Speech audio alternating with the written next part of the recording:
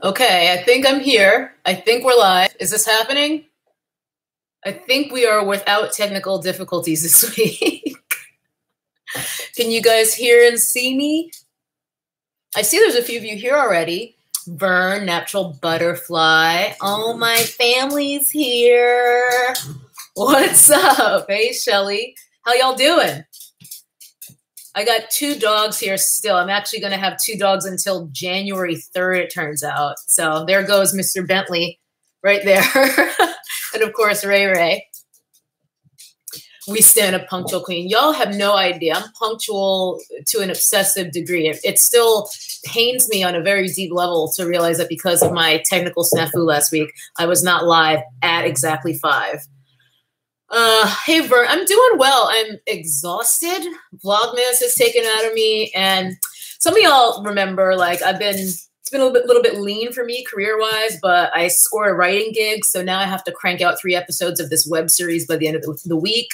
And I got 2 dogs to take care of, and trying to walk them both is like trying to fly 2 kites in a fucking storm. But I'm just grateful to be busy. I'm grateful to be hanging out with you guys.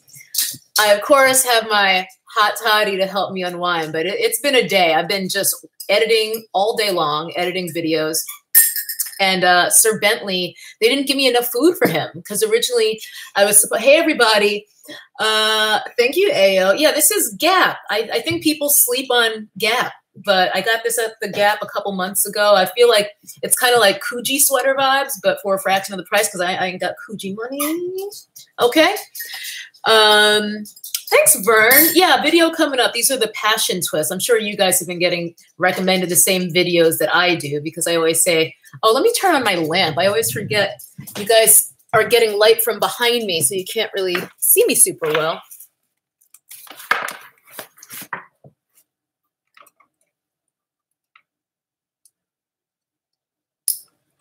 There we go. That should help. Yeah, I moved an additional lamp to my desk here just so you guys would actually be able to see me during these live streams a bit better. Ha! You missed my mukbang, not vlogs. Yeah, but anyway, just to wrap that up, it's been a hell of a day, but praise the Lord. I got a job that I need to work on this week, as well as all these Vlogmas videos, so your girl is going to be sleeping quite a bit less in the coming week, but I'm grateful. Alrighty. There we go. Hey, Sylvia. So yes. Oh, Brittings. You finally caught me live. Yeah, last week's, I had a good time last week. The only reason I privated that video was they're probably going to be playing off and on throughout the hour or so that I can hang out with you guys today. I took that down just because I just didn't think it was, I still think of YouTube as my hobby and this is just fun for me, but I'm like, I have to think more long-term about this as like potentially being a business thing.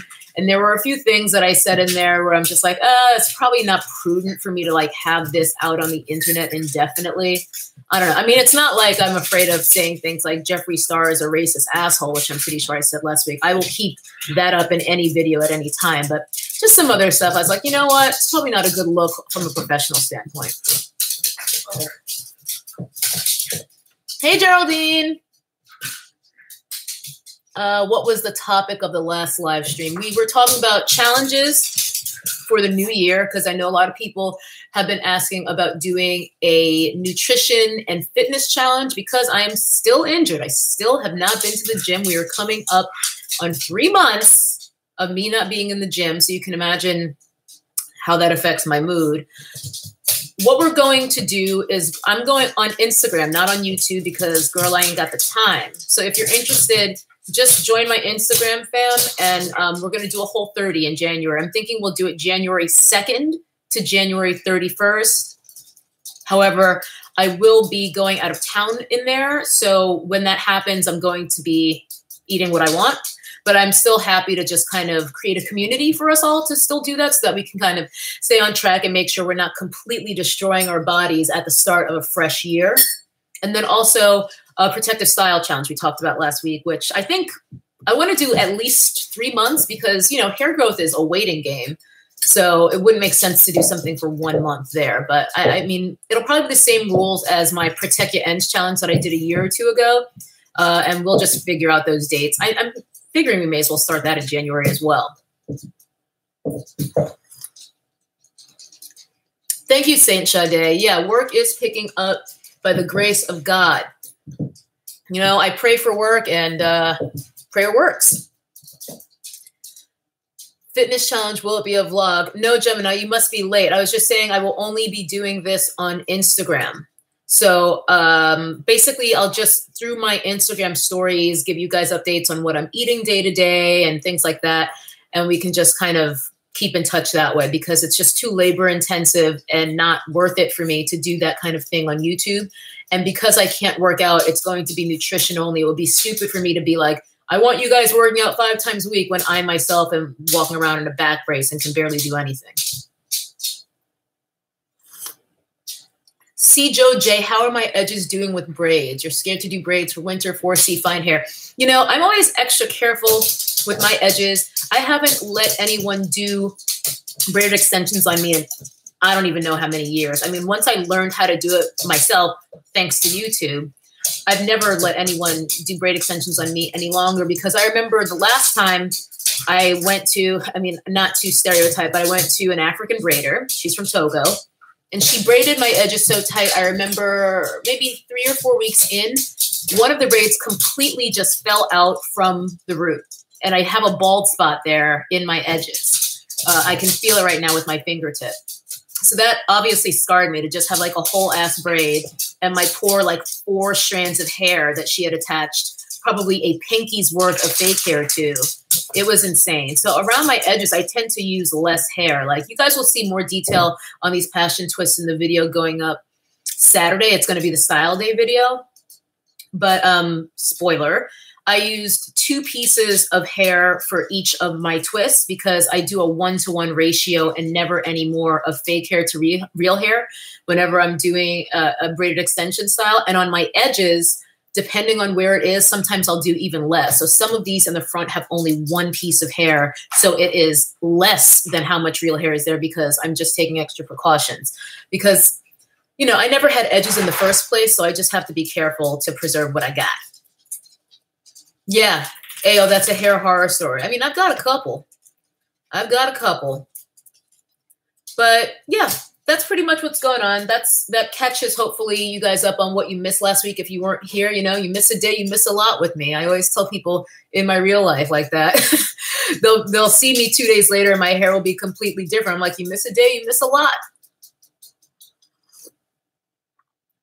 African braiders are notorious for not giving a damn about the health of your hair. Yeah, I mean, I hate to stereotype, but I have definitely had some hair horror stories going to African braiders and African braid shops with just the tension, packing on way too much hair.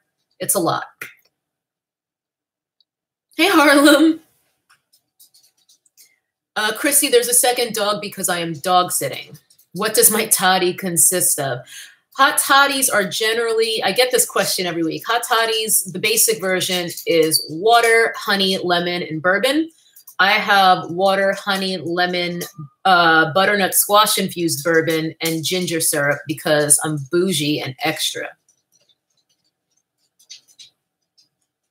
Oh, thanks, Smurf Alexis. Yeah, I love purple hair. I think the first time I was able to try it, because I've never dyed my real hair purple, I went nuts with dyeing my hair in college. Never any crazy colors, but I remember bleaching it, dyeing it jet black, going back and forth, and my hair was about that long by the time I graduated. And that was how I stumbled upon YouTube and started finding all these natural hair videos. But in any event, I was able to try purple hair for the first time with a wig, the Bishi Drew wig, which is still one of my ride or die go-to hair hats. And I've never looked back. It is my go-to color if I'm going to do something other than, you know, a number 2 or whatever. Although some of y'all have seen I have been experimenting with blonde this year, which I'm still getting comfortable with.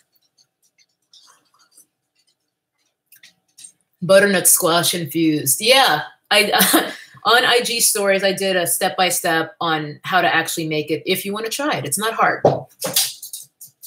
Fern, you've never been to an African braider. Well, you might be able to, I mean, they're not all, like with anything, they're not all irresponsible with looking after your real hair. In fact, I got my hair cornrowed earlier this year by a girl who's African, and she was great. She listened to all of my requests about being gentle on my edges. I was like, I will sacrifice neatness for not having too much tension on my hair, you know? And she listened to everything I asked. See, Joe J, thoughts on the keto craze? I've done an entire video on that, so you can search my channel. How do I keep YouTube a hobby without obsessing?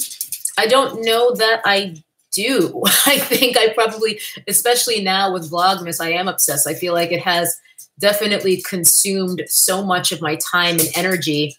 And it's tricky because, you know, it is a job in a way. Like, even though I do it for fun and just, you know, a little bit of extra income every month, certainly not life-changing income for me. It barely even pays my phone bill. But yeah, I do definitely, when I decide I'm going to do something, I do it. And like here with Vlogmas, like I didn't want to do a half-ass Vlogmas. I wanted to use my whole ass. So I did programming. Like I didn't just say, oh, I'll figure it out as I go. And I also didn't want to be chasing my tail trying to figure out what I was going to upload day of, you know? So I have a calendar right here in front of me. Oops. Right here in front of me that had my programming. I mean, I treated it like I do in my professional writing and directing gigs. Thank you, Chrissy. You know, I hope that you guys, it seems like the feedback has been great on Vlogmas, at least in the comments and stuff. It's just the numbers, you know, the numbers are always discouraging, especially when you are a creator of my size, because based on the amount of work that you put in, I'm literally making well under minimum wage. This is like third world country kind of wages in terms of my AdSense revenue earnings for the amount of time invested in a video. I mean, I don't know if you guys, I guess it's not really any big secret. I don't know if you guys know much about how YouTubers get paid outside of sponsorships and being shills for Morphe and things like that. And this is actually going to transition nicely into what I wanted to talk about with you guys, which is what you love about YouTube, what you hate. So start thinking about what you have to say about that. And we'll get to this after I make this point. You know, what makes you subscribe to someone? What makes you unsubscribe? What are some disturbing trends? What are the things that make you still love YouTube for what it is? That kind of stuff. But in any event, YouTubers get paid, again, outside of sponsorships and undisclosed sponsorships. With things like, but mainly by AdSense revenue. AdSense revenue is calculated by CPM, which is an acronym for cost per mille, mille being the Latin word for 1,000. So the cost per 1,000 views or impressions, meaning how many thousands of people watch your video. So if I do a video that has a CPM of $6, if 2,000 people watch that video, I've made $12. Do you know how many hours it takes to make even a fairly basic, me just sitting in my room and talking to you video? Takes more than 5 minutes to do that. So the hourly rate is abhorrent, and it is really difficult to be profitable on YouTube when you're below, I would say at this point, probably the 1 million mark. And I don't see that even happening in my lifetime, to be perfectly honest with you, probably because I started too late. I wish maybe if I had started YouTube when I was like 19, I could have been some fucking asshole like James Charles, who, I mean, that's another thing though. It's personality too, because I think that I don't necessarily have the right personality for YouTube. I was a fully formed person before I started making YouTube videos.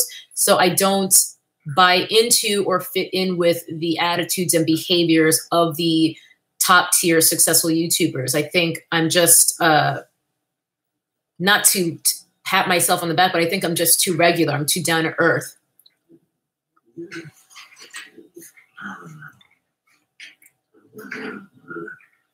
I need to be a man pretending to be a black woman to get love. T. YouTube changed all the rules and money on y'all. I think that's true. I didn't really start doing YouTube for real until maybe 3 years ago. I mean, I've had this channel since 2010, I think I opened it to enter a contest that Natural 85 was opening, where to enter you would do a video response. So that's literally my first YouTube video. It's like my favorite hair products. I was so nervous. I didn't really have on-camera experience at the time, and yeah, it's a hot ass mess. If you want to have a laugh and you want to see a glow up, go watch that video. Anyway.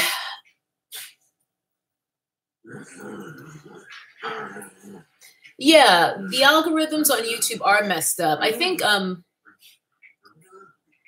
it's tricky because, you know, it's not one algorithm to rule them all. You know, it's a suite of algorithms. I think people say the algorithm changed, this and that. They're always changing lots of different algorithms. I don't even know how many algorithms they must have that make YouTube YouTube. But my experience as a creator and as a user is not good. I mean, in terms of the videos they're recommending to me based on my history, it seems like they have nothing to do with each other, or I'll watch one video and then they'll just run with that and ignore the other 80 videos I've watched in the past month or whatever. That is Bentley. Ray Ray's new friend is Bentley. I'm dog sitting.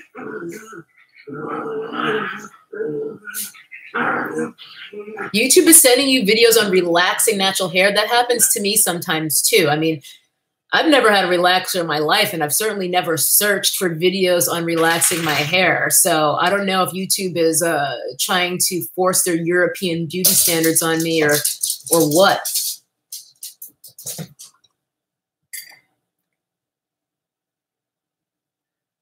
Cyrita, you love when people use the word algorithm, meaning like, oh, there's only one? Yeah. Vern, you pick and choose who you watch. You've seen a video of those people. You like people being themselves. Yeah, I think one of the nicest things that I get from my YouTube family is that I remind them of old YouTube. I get that comment every now and then. It actually makes me feel good because the YouTube that I first fell in love with and became a fan of is nothing like the YouTube of today. And I feel like there's even people I was subscribed to back then who have either gone away, which is unfortunate, people like African Export and lots of other creators in the Black hair community. And then there's creators who I was watching back then who I have since unsubscribed from.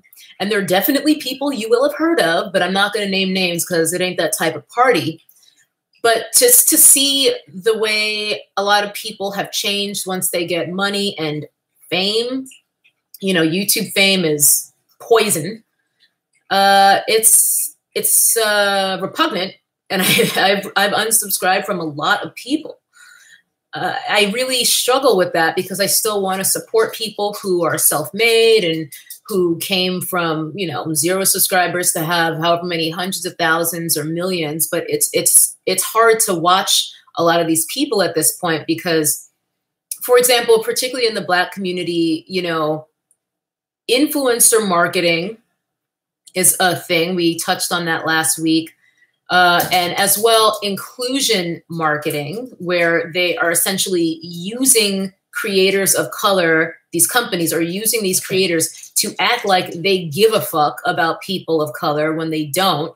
It's marketing just like anything else. But then it's also on these creators to a point who are fake woke and have fake outrage about lack of shade range. Like I've seen creators complaining about brands like Tarte and whoever about their shitty shade ranges, and then going on brand trips with other brands who have equally shitty shade ranges, or shopping at Chanel, who has one of the worst shade ranges out there, but they're too busy flossing, showing off that they got a Chanel bag to make that connection. Like, this is the same brand who isn't catering to your complexion, but you want to make videos talking about lack of inclusion in shade ranges? That doesn't make sense. Two-faced, cough, cough. And, you know, I didn't want to get too involved or really speak on that Tarte scandal or whatever. Was that this year? It feels so long ago, when they had their Shape Tape foundation and blah, blah, blah. Because to me, it was a bit more complex than people were making it out to be. First of all, Tarte has that other foundation that they've had for years, the Amazonian clay one. I've never tried it. I thought that shade range was quite broad on that foundation. So historically, it's not like they've always been shitty with their shade ranges. I don't know if maybe the undertones are all fucked up with that Amazonian clay. I don't know. But I do know that I've known other women of color who like and use that foundation. Like I've seen videos on it. So then they come out with this Shape Tape foundation. And the shade ranges are ridiculous. The undertones are completely fucked up. They're like jaundicey and pumpkiny, like just bright orange. Obviously, they fucked up.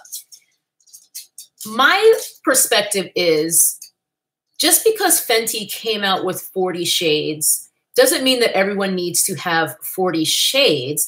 It needs to have a spectrum across however many shades that this brand decides they want to do. If you're going to do 4 shades or 40 shades, I still want to see a spectrum from the most fair to the most deep within that 4 or within that 40.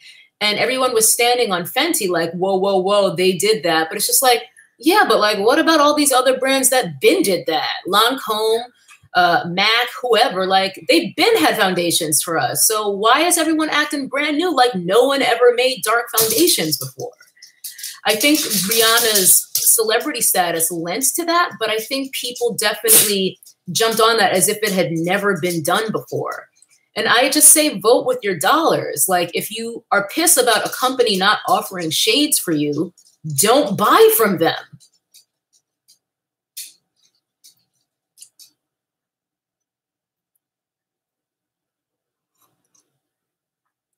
Frank, I agree. I hate the long commercials that you can't skip.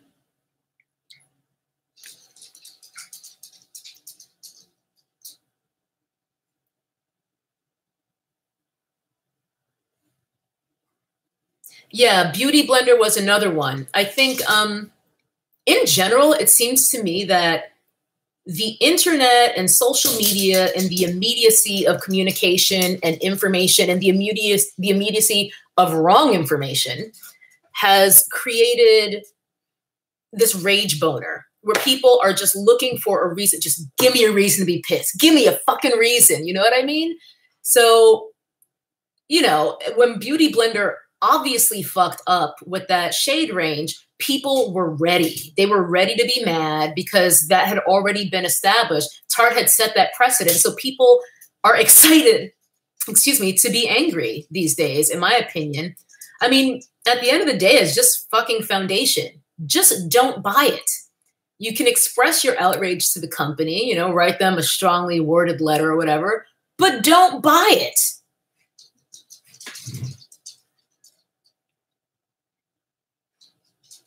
Hey, I agree. I think it was cool that Fenty came correct from the jump. I think that every brand should do that.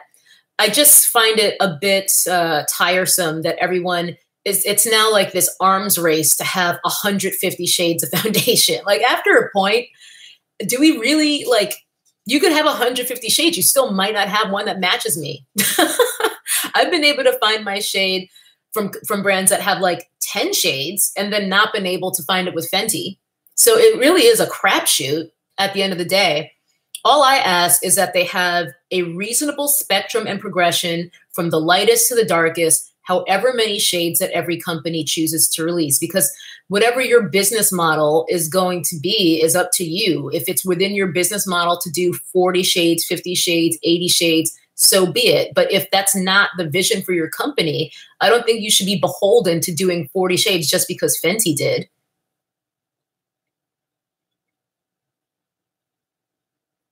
P Mensa, I don't have a Fenty color either. You know, I wanted to be part. I didn't want to have the FOMO, but I went there. I got samples of 2 or 3 different shades. Absolutely not. No shade for me.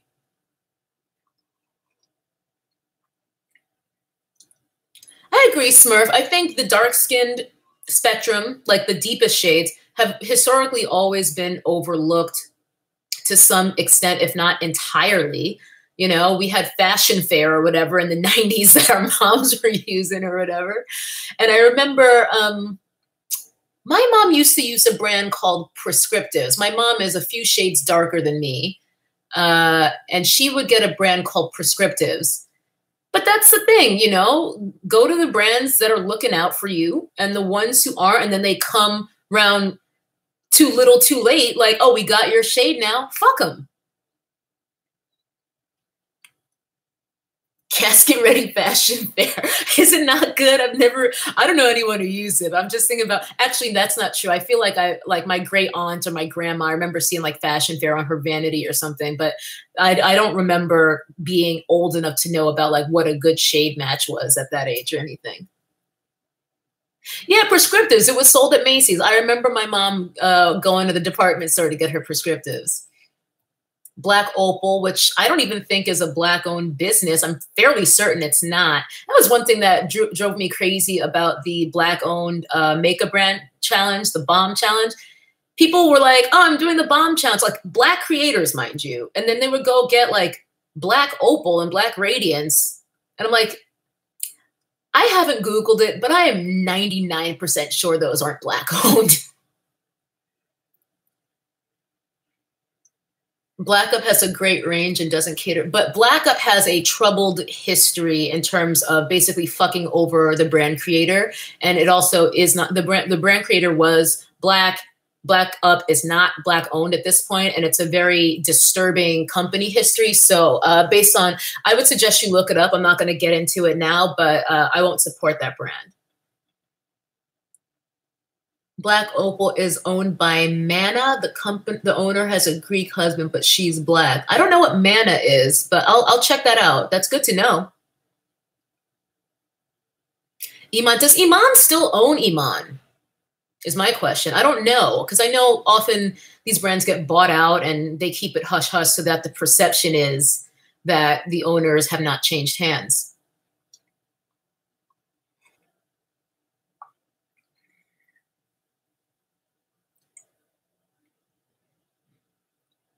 Fashion Nova is not Black owned, but has built a following off Black bodies. Tell me about it. I won't support Fashion Nova mostly just because I'm a bitter person. They haven't done anything to me, but I have a real chip on my shoulder about Fashion Nova. I really resent that brand.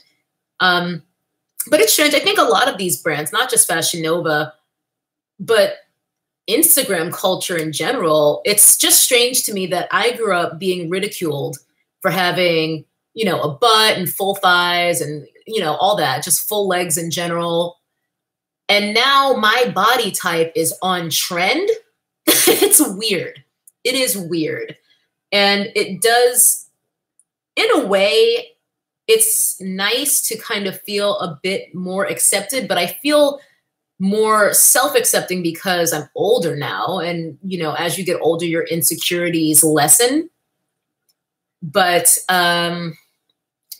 yeah, I just feel exploited just as a Black woman at the same time. That isn't to say that non-Black women can't have full thighs and butts and all that, but I definitely feel like it's like this whole blackfishing thing that just went down. There's definitely this desire to draw inspiration from the Black woman and not deal with any of the plights of the Black woman. Fashion Nova fucked up on their lack of good customer service. My homegirl is still waiting for a package to come from the Black Friday sale. Wow. That is intense. Your mom was ridiculed for having big lips and now people are paying for them. That's what I say all the time too. I was really insecure about my lips, and realistically, I don't even feel like my lips even look that big to me anymore. I don't know if I'm just used to seeing my own face or if it's just that everyone's got these fake lips now that my lips are looking a little bit more modest and reasonable. I mean, there are Black YouTubers who have clearly gotten lip injections. And I'm just like, we're doing this now? Like, Black women? It's crazy. Yeah, fake lips, fake tits, fake asses, it's everything. Vern, you were thought of as fat in your family because you were so curvy on the bottom. Yeah, I've been asked to do a weight loss journey video, and I've never done it because I refuse to cry on YouTube, and I'm not sure that I could actually talk about my weight loss history through video. Maybe if I did winged eyeliner, like I would just be able to like suck those tears back in, because you know how you never want to like fuck up your makeup if you really killed it. But yeah, I relate, Vern. My family made me think I was fat basically my entire life. And now I'll go back and look at childhood photos where I'm like pretty young. And I'm like, I look absolutely normal. Why do I feel like I've been fat my whole life when I definitely haven't? I started putting on weight in junior high, but by then I was already under the impression that I'd been fat the whole time. It's messed up, man. Families really mess you up. Yeah, Chrissy, I mean, that's exactly it. Everyone wants to be black, but they don't want to be black.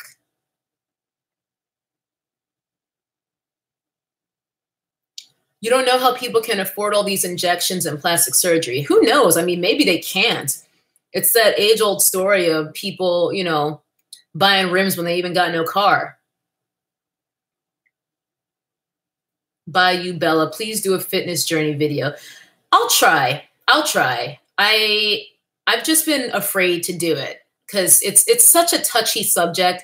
Even now, when people compliment my body, even though I feel better about myself than maybe I ever have, I still kind of can't believe that anyone would think that my body's good.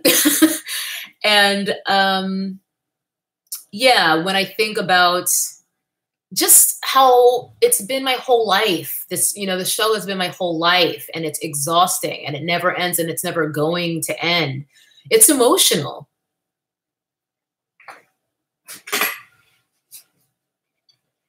Have I ever done a tour of my home gym? No, I mean, there's not like a gym. Maybe I'll do a video where I just run through what I have. I've got my pull-up tower thing, and I've got kettlebells and some dumbbells. Yeah, I mean, I've collected a lot of equipment over the years because, again, my family made me think I was fat my entire life. So I started working out when I was in, like, I feel like I probably started doing like exercise videos at like age 11.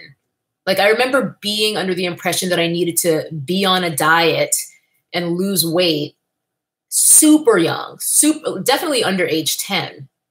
And it makes me sad. It makes me sad for that little girl. Like, it's somebody else, you know?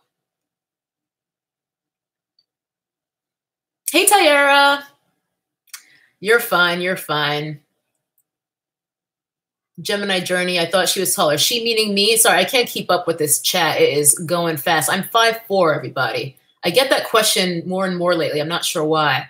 I think I just have a 6-foot attitude, so everyone thinks I'm taller than I am.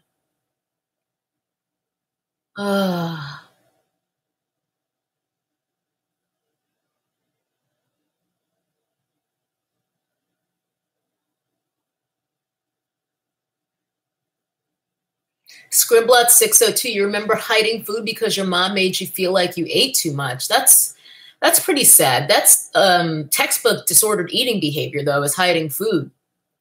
I hope you're feeling more adjusted now and more comfortable.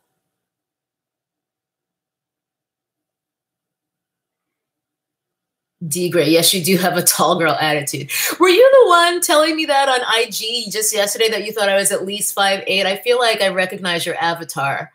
Yeah, like it's funny. This guy I was dating earlier this year, he was pretty short himself. He couldn't have been more than 5'6", and guys always lie anyway. So he probably like told me he was 5'8" or something.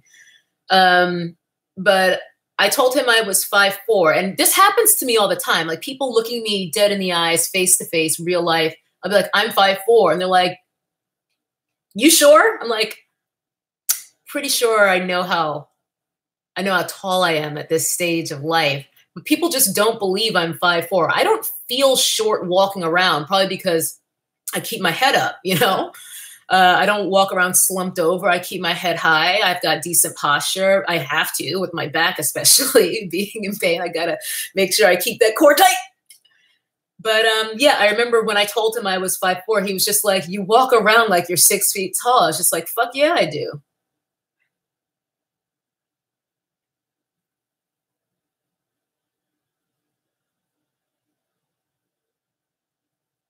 Smurf Alexis 5'4" is aspirational. Well, I guess that's why you're Smurf Alexis. Or no, I've been saying Smurf Alexis. It's Smurf Lexus. My bad. So you must be a real shorty dude. What are you, like 5 foot? Gemini Journey, you're 5'7". See, that's still a good height. That's a nice height. I would love to be 5'7", 5'8". But yes, even though my legs are thick, they're also long, especially compared to my torso. I'm pretty much all legs, especially on the scale. That's all my legs. And my torso, like, I think the general rule of thumb in terms of human proportions is your torso and legs are they're meant to be about equal in length, but my legs are at least 2/3 of my overall height. Like I look like a little hamburger. I've got like nothing on top and then all these legs.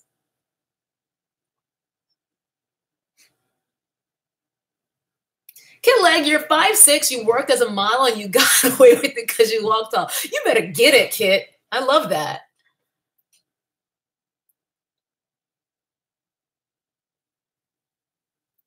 Yeah. P. Mensa, a chunky pile of legs.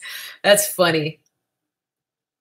Vern, 5'6.5". See, even that is, I mean, that's above average. I think the average height for women is like 5'3" or something. But I don't know. When I'm just walking around in the world, I feel like I'm much taller than the average woman. But again, I think it's up here, man.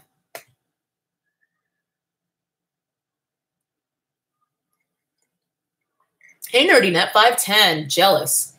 I always wanted to be like 5'10" at least. Is Ray Ray sterilized? Sterilized sounds so harsh. But yeah, they fixed her before I even adopted her because she's a rescue dog, and I think they're required to. I got her at only 11 weeks, and she was already fixed by then. I think they fixed her at 9, which in my opinion is way too young. I always feel badly that, you know, they cut her open at such a young age.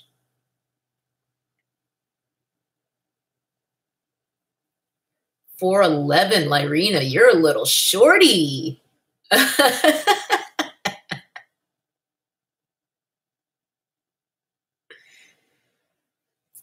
You want to be 5'11" by the time you're 30 and you're 14 now? Well, you might hit a growth spurt. My brother, he's 3 years older than I am. And I remember he kept growing until he was like 23, 24. Like, he got taller well into his 20s. My dear, can you please do an eyeshadow tutorial? Probably not. Probably not. It takes a lot of effort to do get ready with me kind of videos that are really in depth and focused on technique, and nobody watches them when I do them. Does Ray Ray have a boyfriend? She might. She might. I mean, it's not this guy, Bentley, who's asleep on the couch over there. You can't see him because he is complete. I thought I lost him for a second yesterday because we had gotten back from a walk. I went right back to the computer to get back to work editing a video. And I got up to go to the bathroom, and I was just like, where is Bentley? And I'm walking around. I'm calling his name. I'm calling his name. It's just like, did I somehow lose this dog? I mean, the door is closed. Where is he? I'm getting on all fours, looking under my bed. Bentley, Bentley. Here he comes, army crawling out from underneath those throw blankets on my couch because he's under 10 pounds. He's a really little guy. And I was just so relieved. He just wanted to be cozy under there.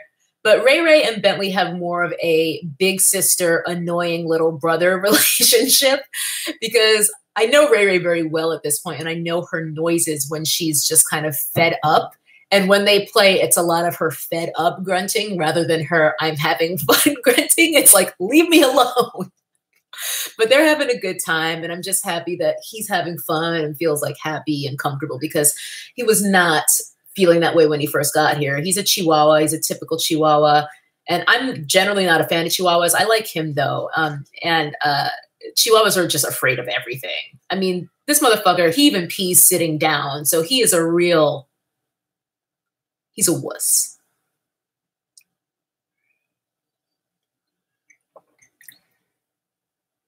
Now you want a dog named Bentley. Technically, his name is Sir Bentley, by the way. There he goes, hopping around on the couch, if you guys can see him.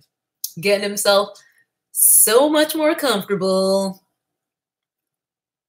Any tips for LA transplants? Well, transplanting from where, P. Mensa?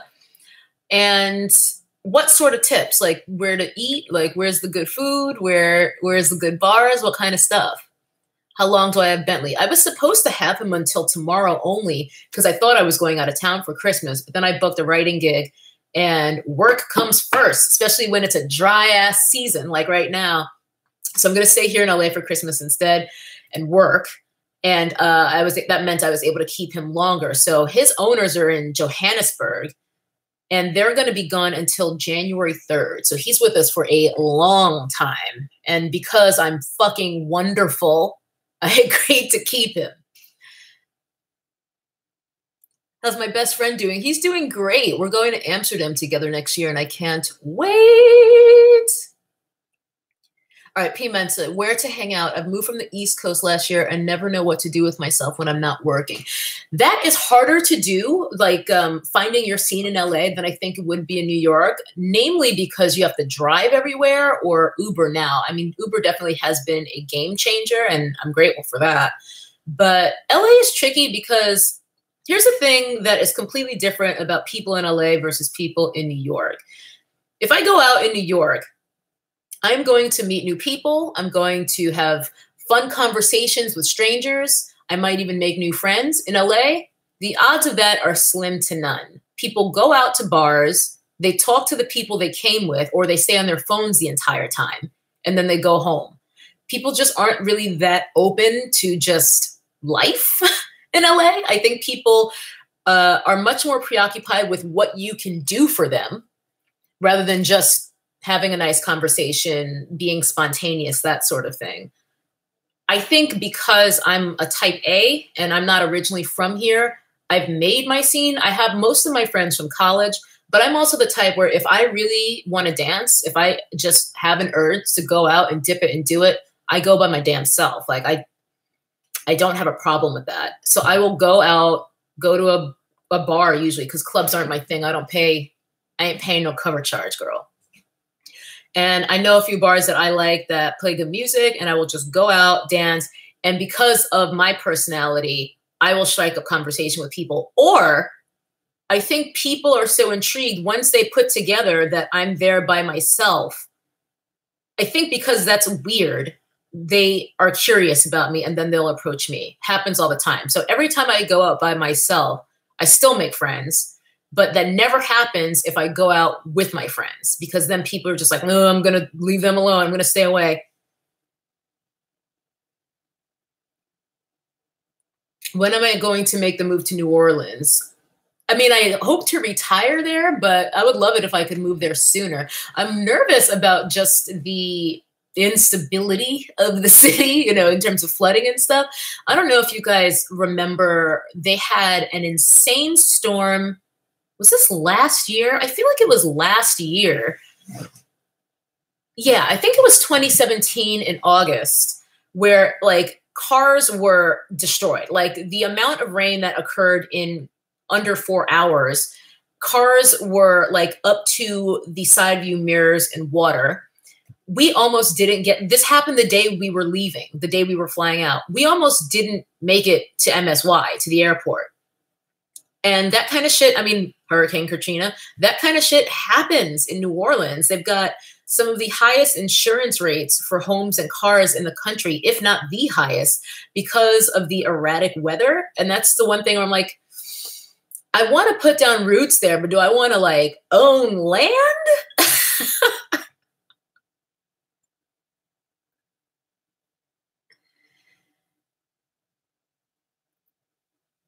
Geraldine, going out alone is liberating. You know, it takes a certain type of person for sure. I get one of the questions whenever I refer to, you know, going on international trips solo.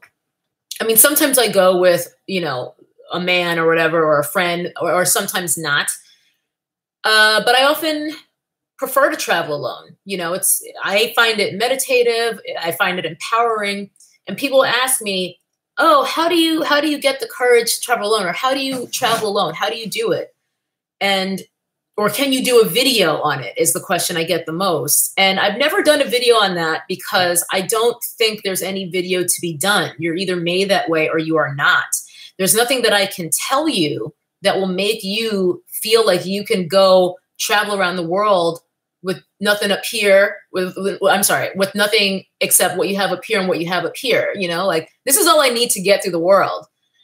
And if you don't feel that way, there's nothing I can say to you to make you feel that way. You're made that way or you are not.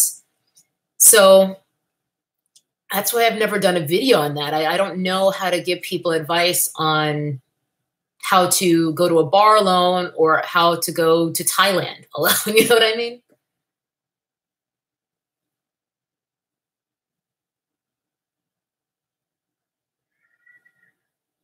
You so fine. I bet when you smile, you make the birds sing.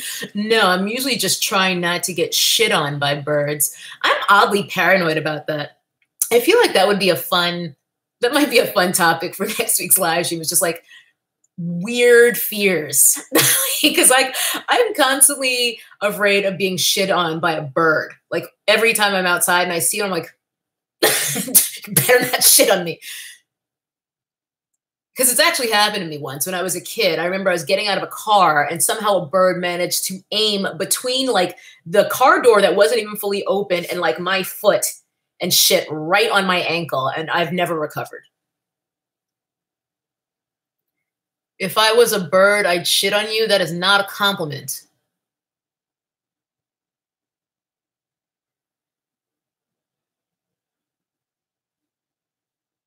Chrissy Bells, I would love to relocate to New Orleans. I just don't know how soon that's going to be. I mean, I want to like live there maybe when I don't need to worry about my career and stuff because I'm in show business, you know? So unless I'm at a point where my career is successful and lucrative enough that I can live there. And then when I'm getting gigs, they're flying me out and putting me up here in LA. I need to be here for work. Shelly, that's a creepy comment. No kidding.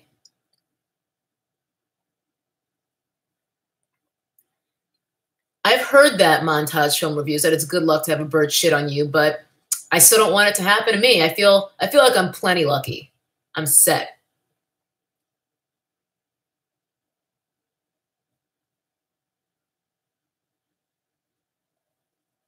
Is the writing gig comedy? It's not like a sitcom or anything, but generally when people are hiring me, they want it to be funny.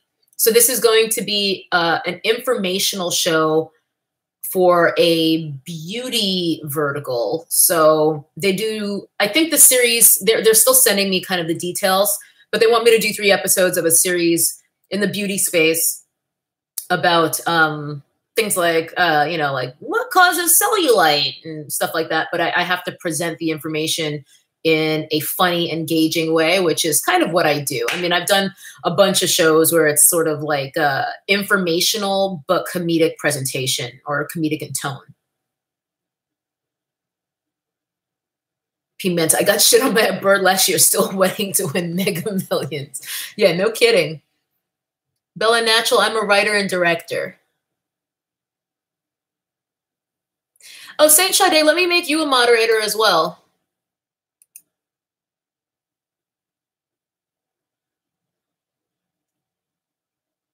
Oh, and Kit, I'm going to make you a moderator too. I've been meaning to do that.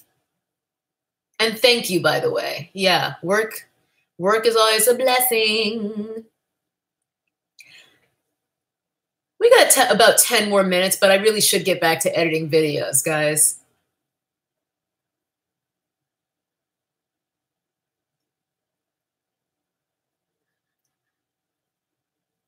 What are some of my projects? Some of my past projects, I worked on a channel called Cinefix that's here on YouTube. I worked there. I actually helped launch the channel. So going all the way back to meetings where we decided to call the channel Cinefix, which I remember hating in the beginning until I got used to it. So I was a showrunner for them. I was a showrunner for another channel that is basically dead now called Tasted, which was all food content. Cinefix was movie content. Originally, they were owned by the same production company. That company hired me to be a writer and producer for them. So I worked with channel strategy as well as primarily my main like day-to-day responsibilities were creating shows, writing them, and producing them and directing them. What kind of music do I like? Primarily hip hop, but I feel like I've been listening to pretty much nothing but Queen since I saw Bohemian Rhapsody. I've been listening to so much Queen because I saw that movie and I liked it way more than I was expecting to because dude picked it, not me. I was just like, can we see anything else? No, actually, no. He wanted to see the new Harry Potter movie. And I was just like, I would rather do literally anything else. So we agreed on Queen or Bohemian Rhapsody, and that was the compromise. And I'm so glad that he picked that because I really loved it. And I've been listening to Queen nonstop. But mostly if I'm at home and I'm just doing dishes or cleaning or whatever where I have music on, doing my hair, I will have my Pandora on like a Joey Badass station, which is probably the best Pandora station I've ever created because I haven't had to train it that much because Pandora, I think I talked about this last week. I can't recall, but like some of their stations, you have to like tell them like, no, I said no Drake. And you have to tell them repeatedly. But with the Joey Badass station, it's been great because it's all just like mostly East Coast hip hop, which is what I grew up listening to and what I love. So it's like a lot of Joey Badass, obviously Biggie. They play some Kendrick sometimes, J. Cole. It's all like just like solid hip hop instead of that radio rap bullshit.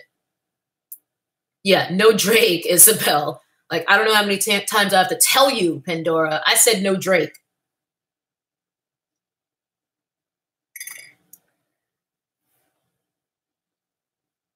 Oh, Selassie. Yeah. We had a show on Cinefix called Movie Buzz.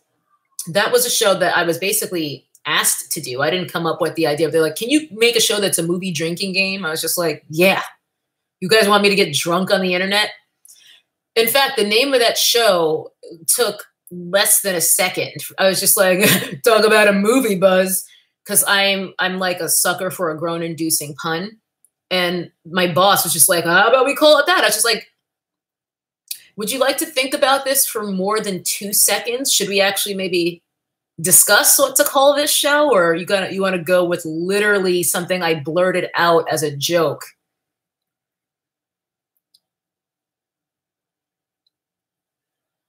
Kid, are you talking about Bohemian Rhapsody? You were worried it would be crap? I thought it was quite good. And Rami Malek, the guy who plays Freddie Mercury, very impressed with his performance. I don't watch Mr. Robot, so I'm not super familiar with him. But I've got like a pretty big lady boner for him now as well. Your favorite Queen song is Best Friend. I've been really liking Love of My Life. Now that I've gotten deep into this Queen phase, that's been a go-to for me.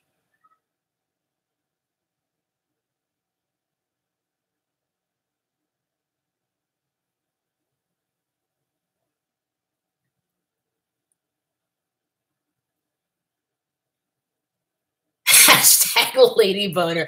I feel like people have been asking me to make merch because I just say, I think I just am way too unfiltered, honestly. Maybe that's why my YouTube channel is failing because I'm too unfiltered and I need to be a little bit more reserved. Well, Irina, if you were on the fence, maybe just wait until it's on demand or something, because then you won't have to shell out, $15 or whatever to see it. I don't know what movies cost in other cities and stuff, but here in LA, it's going to be about $15 at least. Vern, I come up with some crazy stuff. I kind of do want to make like hoodies or something that say, I got 2 ones that I want to do. I probably shouldn't even say it because then someone's just going to make them and take my fucking idea with my luck. But I want to do cook, train, create, because that's kind of my motto. And then I want to do, I am the fuckboy now. Oh, thank you, Portia. Don't say it. No tea, no shade. Yeah, maybe I'll do like a Teespring or something. No pun intended. Teespring. Pigmentation.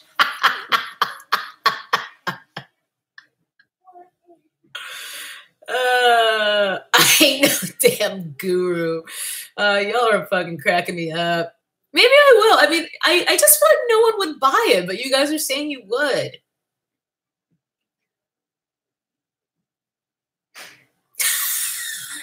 All TL Shay would have to be in the lineup. Yeah, maybe I will. Maybe like once Vlogmas is over, I'll do the legwork. And once I finish turning these scripts in, I'll do the legwork. But patent pending on all of those shirt designs. Nobody take my ideas. And if you do, then fuck it. You're going to go to hell.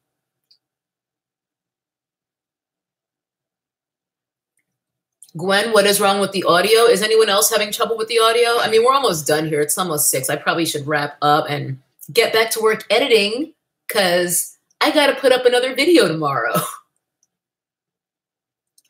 I know, damn.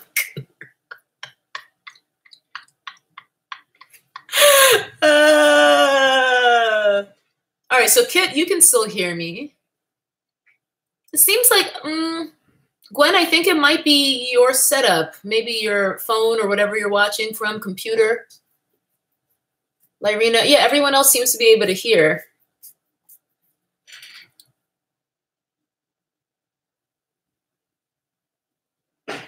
I mean, maybe. I feel like there's probably an easier way. I definitely want to make it simple for people to order. And I know you have to probably give away a decent amount of commission to places like Teespring or whoever does these limited run t-shirts, but maybe I'll hit up my girl Evelyn from the internet.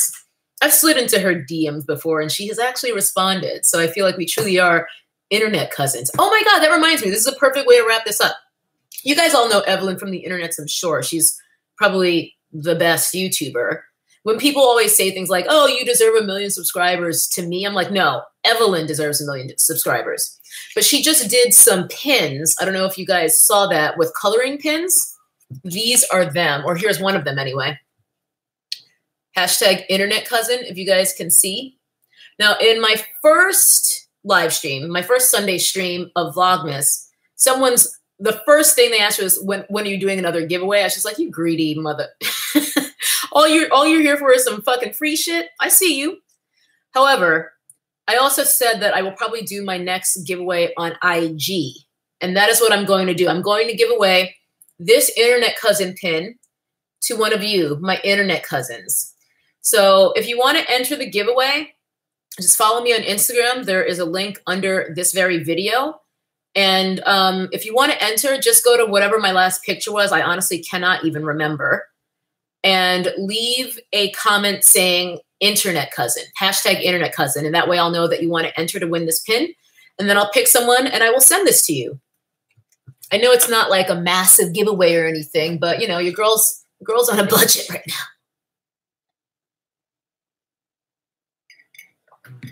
Wits water. It is greedy, right? I was a little salty about that. It's just like, first of all, I don't even recognize your screen name or your avatar. So you ain't a regular. And you asking me for some free shit on my first, like, I was already in my head doing that whole thing. It's ridiculous.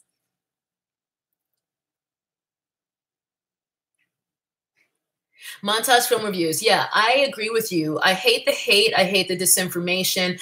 Yeah, I love connecting with people on YouTube just like this. I think that was what made me enjoy YouTube videos in the first place, because even though it wasn't in real time, you felt like these people were friends in your head.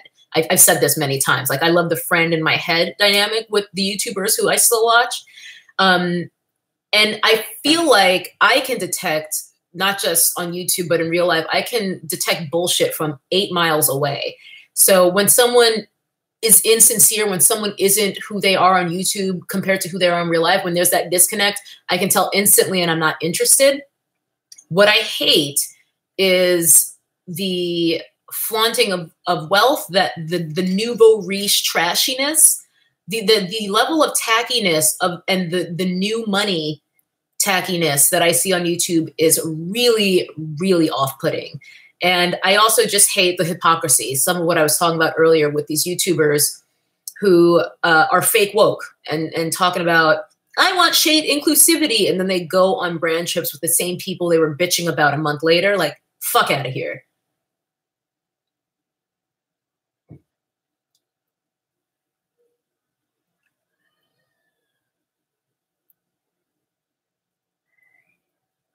Call someone whose name begins with J.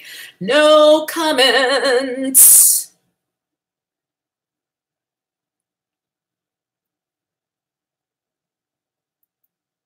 Oh my God, you guys, it's 6. I'm having fun, but I definitely need to get back to work editing just so that I can make sure I'm keeping up with all my Vlogmas content for you guys. You guys have probably noticed that, you know, I'm a pretty anal retentive person. When I say something, I do it. So I definitely don't want to miss a day. And I'm even sticking to the same published time per day. So I want to stick to that schedule and make sure I get everything done. So thank you guys for hanging out with me again for this Sunday stream. And we've got one more for Vlogmas. So I'll see you guys next Sunday, hopefully, if you can make it. Thank you to all my new moderators, Kit. And who was the other person? I already forgot who else. I think it was you, Saint Sade. But yeah, I will see you guys next week. And you'll be seeing me at least in a video and in the comments tomorrow. Bye-bye. Wait, how do I end this? Oh, there we go. All right. Bye.